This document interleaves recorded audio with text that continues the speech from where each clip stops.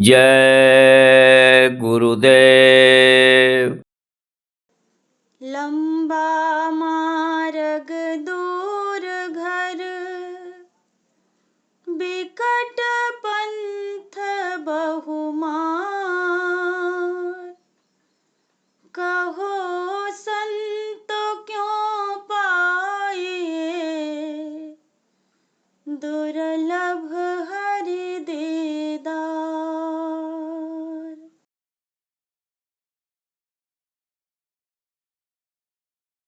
मन रे कर ले गुरु से प्रीत, मन रे कर ले गुरु से प्रीत, मन रे कर ले गुरु से प्रीत, मन रे कर ले गुरु से प्रीत।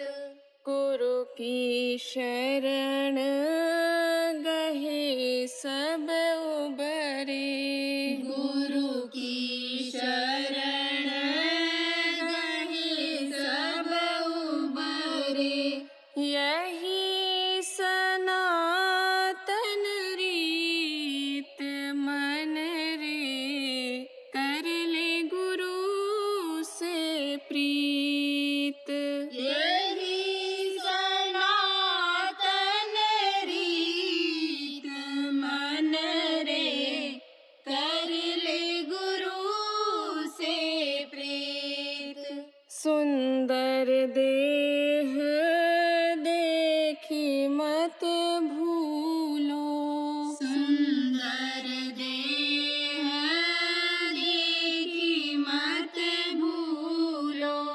सुत दारा और मीत, मन रे कर ले गुरु से प्रीत। सुत दारा और मीत, मन रे कर ले गुरु से प्रीत। अजहूँ चेतो गुरु को सुमिरो, अजहूँ चेतो गुरु को सुमिरो। कबहु न हो भयभीत, मन रे कर ले गुरु से प्रीत। कबहु न हो भयभीत, मन रे कर ले गुरु से प्रीत। बिन गुरु कृपा ज्ञान न होई है, बिन गुरु कृपा ज्ञान न होई है। वेद पुराण नीति, मन रे कर ले गुरु से प्रीत। वेद पुराण नीति, मन रे कर ले गुरु से प्रीत। कहे सतगुरु स्वामी शीश नवाले, कहे सतगुरु स्वामी शीश नवाले। करो गुरु से प्रीत, मन रे कर ले गुरु से प्रीत। करो गुरु से प्रीत, मन रे कर ले गुरु से प्रीत। मन रे कर ले गुरु से प्रीत, मन रे कर ले गुरु से प्रीत। जय गुरुदेव, जय गुरुदेव।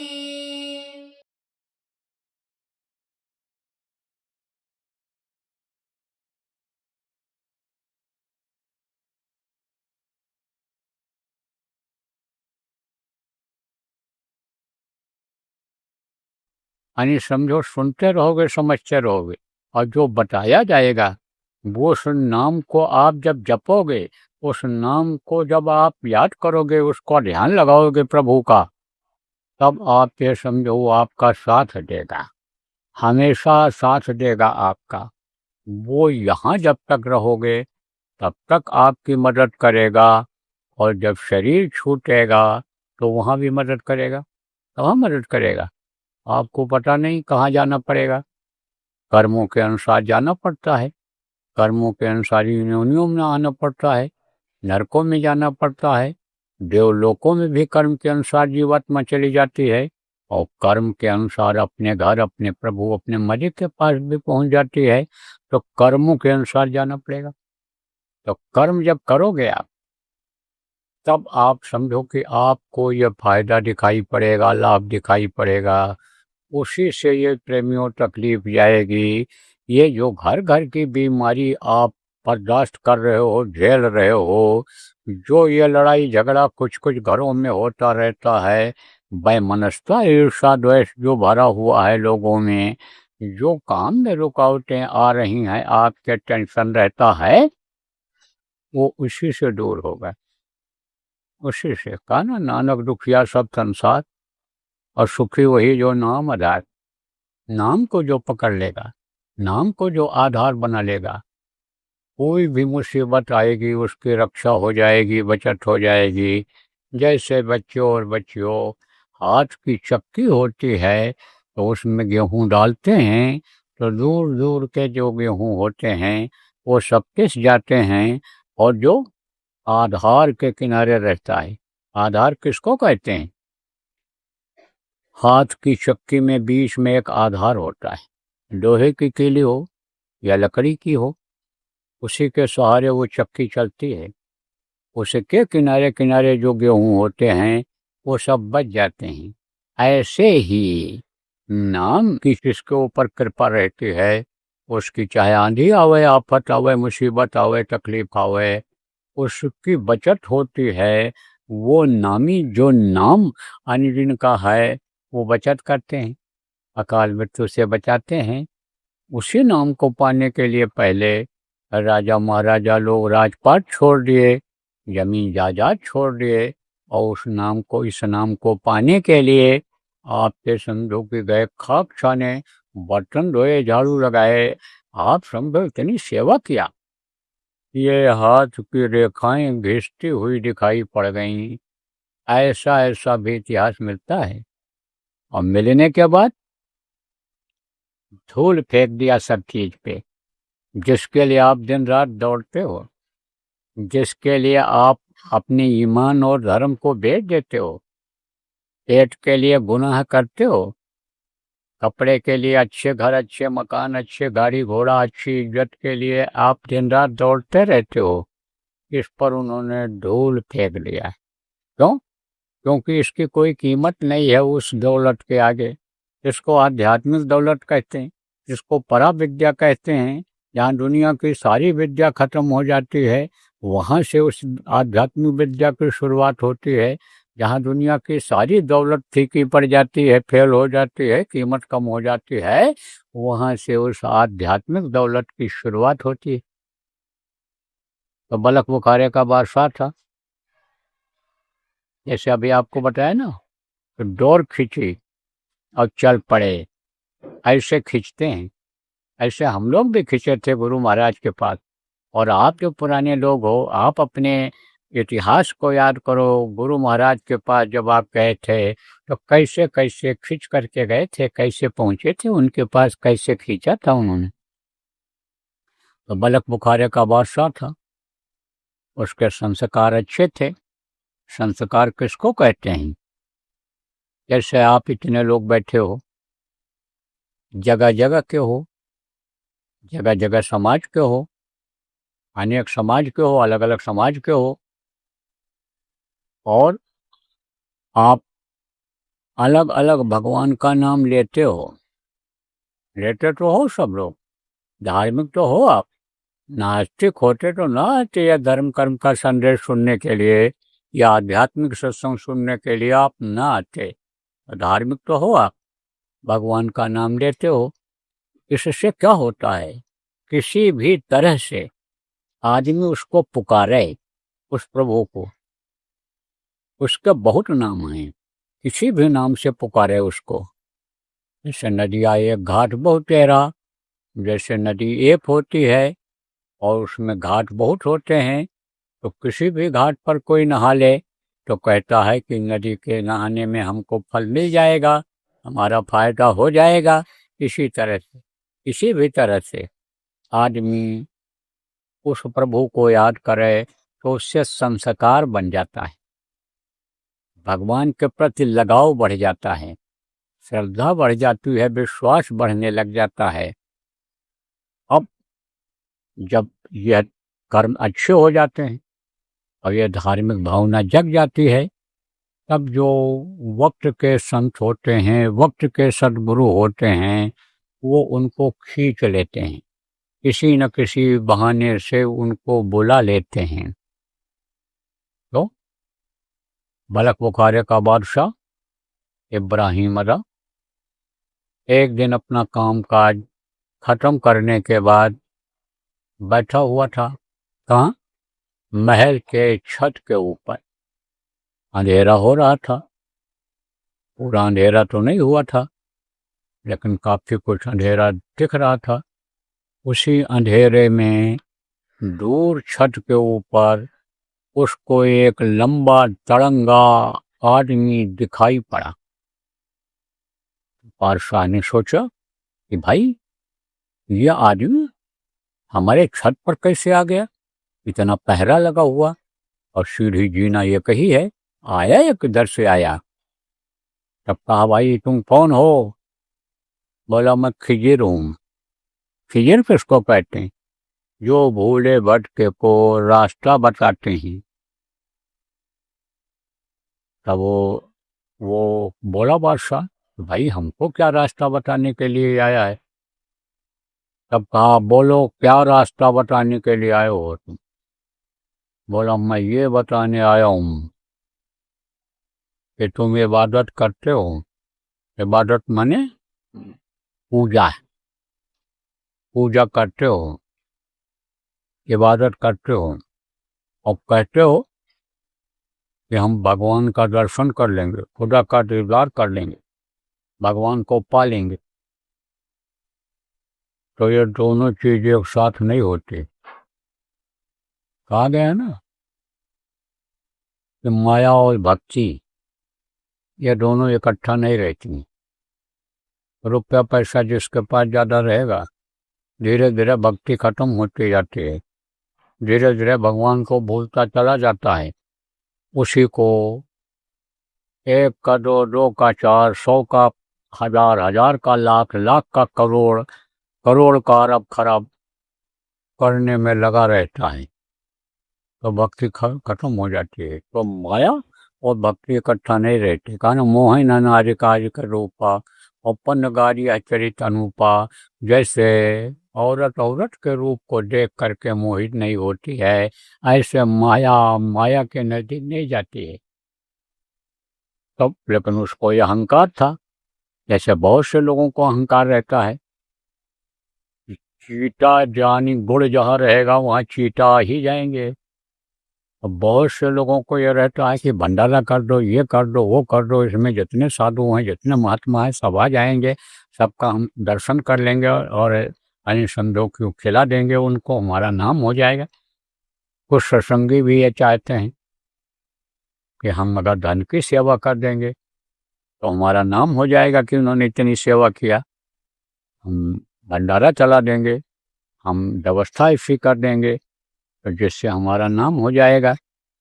उससे आप ये समझो कि आध्यात्मिक लाभ नहीं मिलता है, जीवात्मा के कल्याण में वो समझ लो कि उससे फायदा नहीं होता है। उससे क्या होगा, भाव जगेगा, थोड़ा प्रेम बढ़ेगा। उससे क्या होगा, धन खर्च करोगे तो धन बढ़ करके ज़्यादा आ जाएगा आपके पास।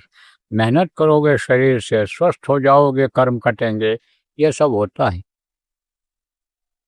लेकिन कहो कि इससे हमारा आत्म कल्याण हो जाए बगैर सुमिरन ध्यान भजन किए हुए, सत्संगी लोग समझो आप, तो वो नहीं हो सकता है। भजन तो करना पड़ेगा, सिमरन ध्यान तो करना पड़ेगा, नाम की कमाई तो करनी पड़ेगी।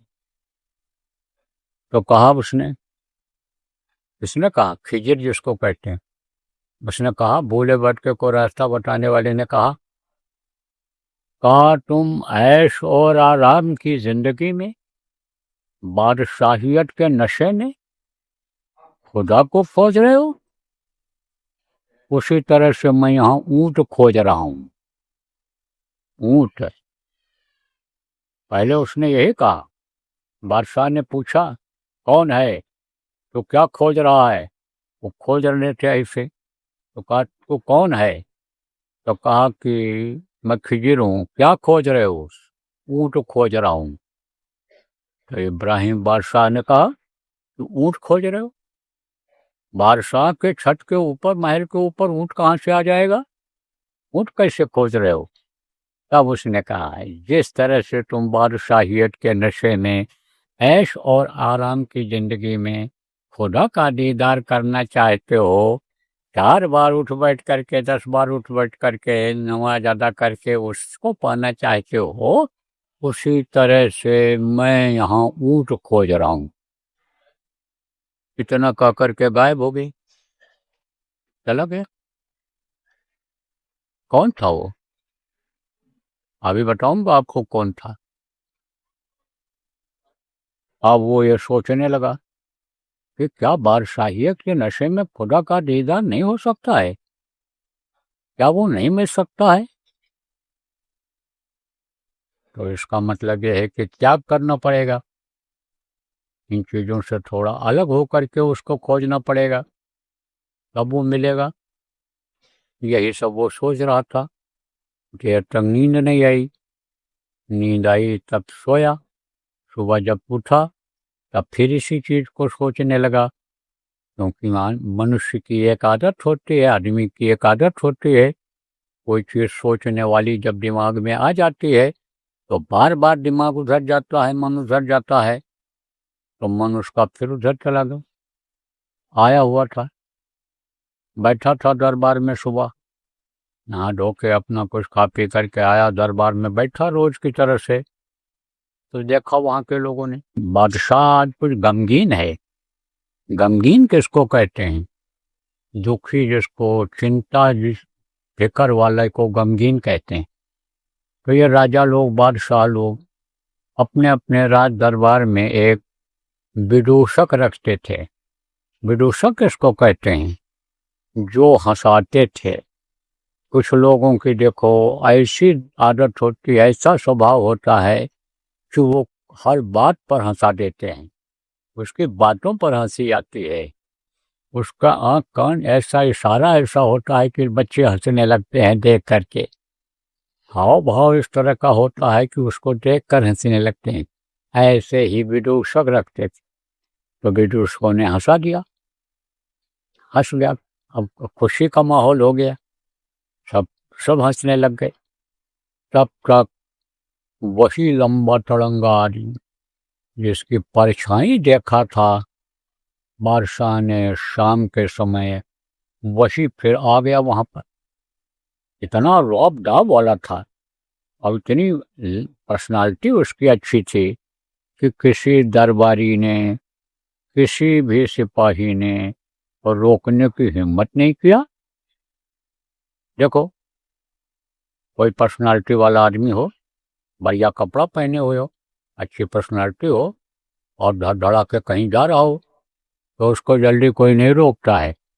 और कहीं सिपाही खड़ा हो और फिर आप ऐसे जो वहाँ छिटकते हुए जाओ, रुकते हुए जाओ, इधर उधर देखते हुए जाओ, पूछते हुए जाओ, तब वो रोक बैठता है। पहचान होती है कि कौन आदमी रोज आता जाता है, कौन मिलने वाला है, कौन क्या है, उसकी पहचान हो जाती है। तो सब लोग यही समझे कि राजा का, बादशाह का ये कोई जिगरी दोस्त है कि इस तरह से धड़ धड़ करके जा रहा है। तो रोका नहीं किसी ने, रोका नहीं तो पहुंच गया वहां दरबार में और बोला, ये बताओ कि सराय में कौन रहता है। सराय माने जानते हो, धर्मशाला।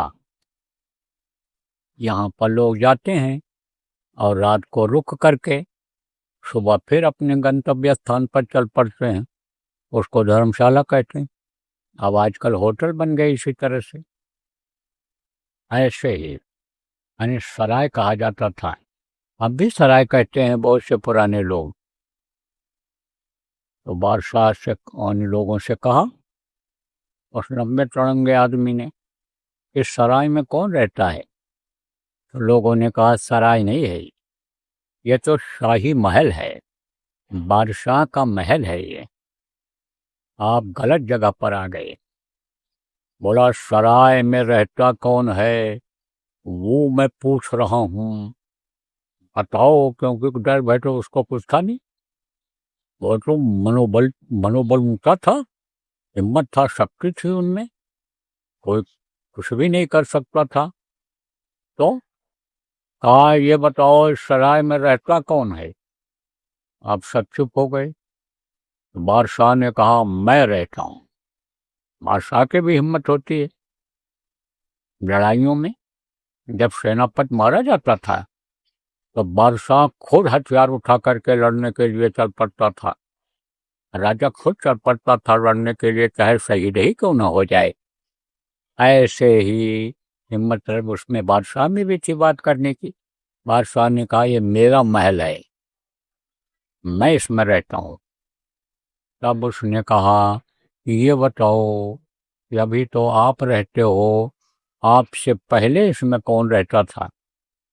तो बादशाह ने कहा कि मेरे पिताजी रहते थे, वालिद जिनको कहते हैं हमारे, वो रहते थे। तो उनसे पहले? कहा, उनसे पहले उनके पिताजी रहते थे। उनके पिताजी रहते थे, उन्होंने इसको बनवाया था अपने रहने के लिए। तब बोले कि अपने रहने के लिए बनवाया था, तो वो हैं कहाँ? बोले, वो तो दुनिया संसार से चले गए, उनका इंतकाल हो गया, वो तो अब यहाँ रहे नहीं। तो कहे, जब उन्होंने अपने लिए बनवाया था तो क्यों चले गए छोड़ करके इसको? क्यों छोड़ कर चले गए? और आपके पिताजी आए रहते रहे तो वो क्यों चले गए? अरे बादशाह सुन, तू भी इसमें एक दिन नहीं रहेगा, तुझको भी इसको खाली कर देना पड़ेगा। ये जिस तरह से तू इसको अपना समझता है वही भ्रम और भूल है, इसमें तेरे को खुदा मिलने वाला नहीं है। इस महल में नहीं मिलेगा, इस ऐशाराम में नहीं मिलेगा। खुदा की खोज कर तो वो फकीरों से मिलेगा जो इसको छोड़ दिए हैं, त्याग किए हैं, जिन्होंने कुछ हासिल किया है अंदर में, उनसे मिलेगा। इतना कह करके वो निकल गए, चले गए। कौन थे? वो थे कबीर साहब। अब आप कहोगे उन्होंने वेश कैसे बदला? उनके पास सब युक्ति होती है, उपाय होता है, और बोध करा देते हैं, ज्ञान करा देते हैं जब जरूरत पड़ती है दूसरे को। हाथरस है उत्तर प्रदेश में, वहाँ वो रहते थे, दक्षिणी बाबा के नाम से मशहूर थे, जिनका नाम तुलसी साहब था। उनसे एक औरत ने कहा कि आपकी शब्दावली में लिखा है कि हूँ विदेह मैं देह धराऊं। आप कहते हो मैं विदेह हूँ, मेरा देह नहीं है, लेकिन आप देहधारी हो, आप दिखाई पड़ते हो, आपका हाथ पैर आँख कान सब दिखाई पड़ता है, तो आप देहधारी हो। बोले, अच्छा, तो तुम मुझको पकड़। और वो जितने पकड़े दौड़े उतने वो पीछे हटते जाएं, उसको यही दिखाई पड़े कि ये तो पीछे हटते चले जा रहे हैं। और जितने दौड़े वो और जितने घूमे उतने वो आगे ही आगे दिखाई पड़े। अंत में थक करके हार करके बोली, अब मैं समझ गई कि संतों की महिमा अनंत, अनंत किया उपकार, संतों की महिमा का मुझे पता चल गया, अब मैं समझ गई इस चीज को। ऐसे ही वो अपना बदल लेते हैं, तो बदल लेते थे। अरे सोचो कि भूत प्रेत अन्य आदमी का, औरत का, अन्य समझो चुड़ैल अन्य आदमी का औरत का रूप धारण करके आ जाती है, तो समझो कि वो तो वो बहुत बड़े हैं, वो क्या नहीं कर सकते हैं। तो वक्त के जो सदगुरु थे, संत थे, कबीर साहब थे, तो वही थे वो। अब उसने ये निश्चित किया कि भाई कोई चीज़ अगर हासिल करनी है, पाना है, तो उसके लिए कुछ करना पड़ेगा। जानकार तो था ही, पढ़ा लिखा तो था ही वो, उसको इस बात की जानकारी थी कि दुनिया को कुदरत ने बनाया है और ये कुदरती चीज़ है और कुदरत ने सारा इंतजाम कर रखा है।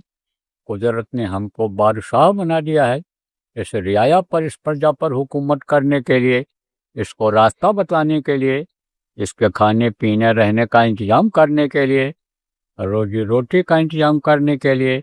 यह हमको कुदरत ने दे दिया है अधिकार कुछ समय के लिए। तो हम तो एक तरह से यानी इनके एक तरह से परवरिश करने वाले रखवाले हैं, लेकिन देने वाला वो है जो हमको भी देता है, इनको भी देता है हमारे माध्यम से।